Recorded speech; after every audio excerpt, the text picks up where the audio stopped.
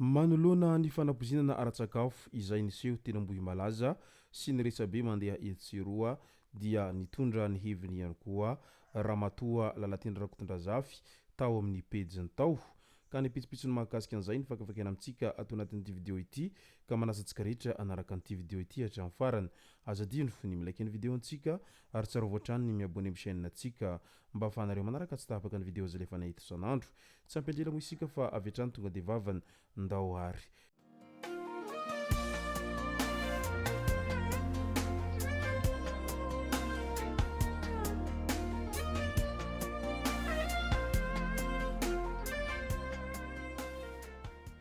ny tonga tsy miaraba hono na mantezitra ka dia faly miaraba isika rehetra mpanaraka tsy tapaka ny chaîne ity tenako am'tiandro androany ity arakin'izay efa natsivoko zay dia ny mahakasika ny fanambarany loholon'ny Madagasikara Lalatendra Rakotondrazafy tao amin'ny pejiny tao no tena iompanantsika ato anatin'ity vidéo ity fa milohan'izay dia andao aloha resantsika ireto tsara ho fantatra manaraka ireto alakamisy ny anosiala trano misy 120 any ho any fianakaviana 510 narodany vatitany teny alakamisy ny finoala tamin'ny andro ny alakamisy 24 jolay maraina teo olon-tokana ny fanandrana tamin'ireo fianakaviana momba io olana fananany tany io no nahazo ny rary ny teny amin'ny fitsarana didim-pitsarana nivoaka tamin'ny 4 no voalaza fa nampiasain'ny mpandrodana efa nisy anefa ady maromaro izay mikasika teny amin'ny fitsarana ho ireo niarany fandravana hatrany raharaha fanapozinana ara-tsakafo nisy mpivady niaraka namoiny ainy vokatry ny fihinanana zavamaniry izay tsy fihinana tao amin'ny fokotany Ambohimasina distrikany Ambatondrazaka tamin'ny alahady hiriny teo moa no niseho ity tranga ity ary nahafantarana fa maty tao an-tranony ireo mpivady ireo izay mponina ao amin'ny sektera 9 Antsahalava Antsahamasina fokotany Ambohimasina voalaza teo aloha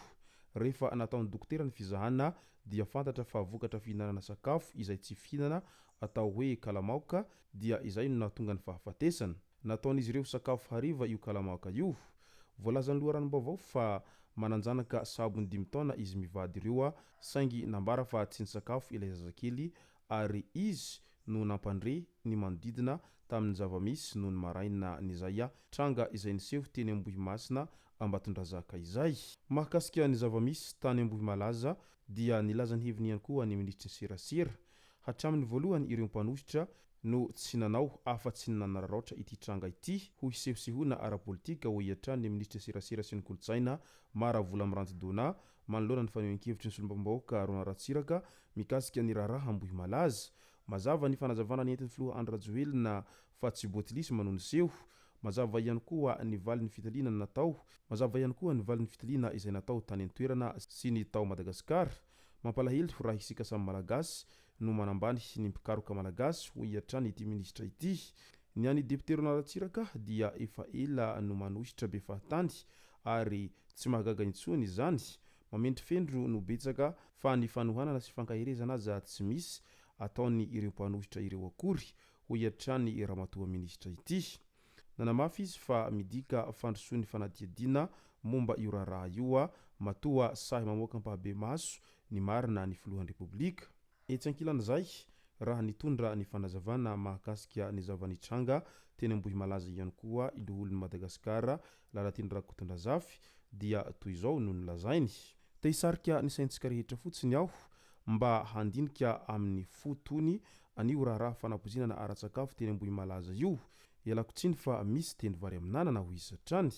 marina fa betsaka ireo mpisirasira ao an-tamazotra sy ireo mpanao gazety efa hay ny momba azy te sintona mafy ny fisainany rehetra hoe botilisma no nisy dia andraikitry ny fanjakana io fa nahafaty olona marobe ny delestazy eo koa ny manao karazana teoria misavoana hoe natao sorona ny olona hasarotam-piaro vadin'olona ambony satria sy mpanolona ambony io ilay tompombety fa ny tena mahamaika dia atao izay hahatompona andraikitra ny fitondram-panjakana fa isika moa samy efa expert amin'ilay investigation sy ilay enquête policière daholy samy naheno ireo témoignage marobe daholy maninona nefa no tsy mba misy tamin'ireo manampahaizana be tao an-tambazotra na ireo mpanao gazety izay nitrandraka an'ilay hoe pista raharam-pianakaviana efa nisy lonilony efa ela izy ity nefa ne ilay tompompety antsoina hoe Feno Hasina anabavin'ilay mpilalao baolina kitra hoe Rakolona dia efa fantatra tamin'ireo resaka marobe izay nihainga hoe tsy nifankahazo tamin'ilay zobaviny izay vadiny Rakolona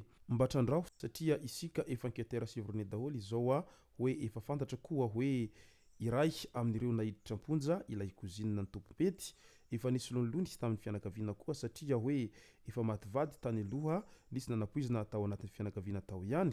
izy nefa notraiter izay nanao ny sakafo dia tao aminy tamin'ny fisavana na perquisition no nahitratrarana ireo substance izay nolazaina fa azo ny tany amin'ilay dadarabe mino izao fa efa hitany enquêteur officiel ny tena rôle an'io dadarabe io ary mety ho azontsika malagasy an-tsaina tsara hoe dia misy singa tsy voatery ho hitany siansa koa raha vao misy hoe odigasy sy ny maro hafa tsy nisy mangarahara mihoatra anireny fanazavana izay nolazain'ny filoha ireny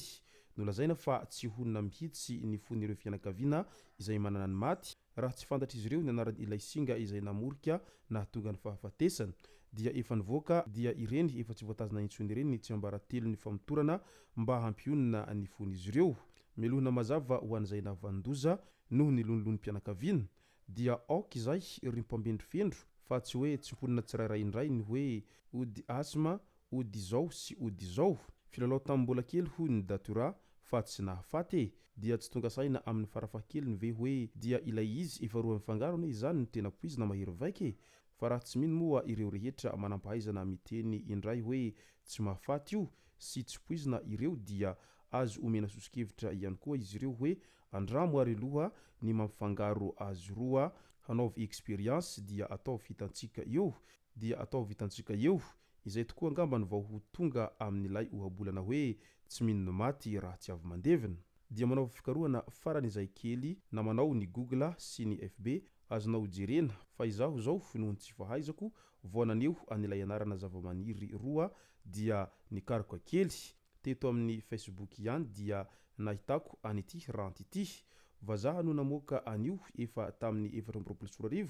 fa sao lazaina vao ny foronina indray